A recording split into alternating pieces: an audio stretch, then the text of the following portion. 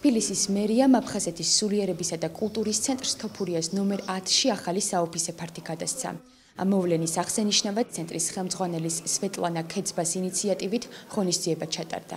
Хотела бы очень поблагодарить. დიდი მადლობა მინდა გადაუხადო მათ, ვინც ჩვენი გულშემატკივარია.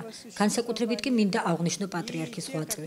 ჩვენთვის ბევრი გააკეთა მეუფე დანიელმაც და აფხაზეთის ავტონომიური რესპუბლიკის მთავრობამ. ხშირად ვატარებთ ღონისძიებას, რომელიც ადამიანის სულიერ განტვირთვას ემსახურება. ჩვენი ხელოვნება ადამიანებს ბედნიერებას ანიჭებს და არწმუნებს, რომ ისინი საჭირონი არიან. მომავალ წელს ცენტრი 10 წლის იუბილეს აღნიშნავს და ამასთან დაკავშირებით არაერთი ღონისძიება იგეგმება. მათ შორის ყოველ პარასკევს გაიმართება შეხვედრები საინტერესო ადამიანებთან. ცენტრის შენობა ეგრეთ წოდებული კაზარიანცის სახლში მდებარეობდა და ხანძრის შედეგად დაზიანდა.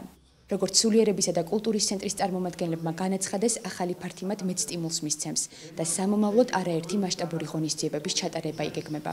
აფხაზეთის სულიერებისა და კულტურის ცენტრი 2006 წელს დაფუძნდა. მას შემდეგ აქტიურადაა ჩართული არაერთ შემეცნებით პროექტში და მისი მიზანია დევნილ მოსახლეობასთან მჭიდრო კავშირი. სვეტლანა ქეცბა ეს უნიკალური ქალბატონი თავისი წარსულით, შემოქმედებითი მიდგომით, უნარით, სულ ახალი იდეებით მის გარშემო სულ ახალგაზრდობა ფუსფუსებს და ყოველთვის საინტერესო ხალხთან აქვს შეხვედრები. მრავალი წელია ეს ფონდი არის დაფუძნებული.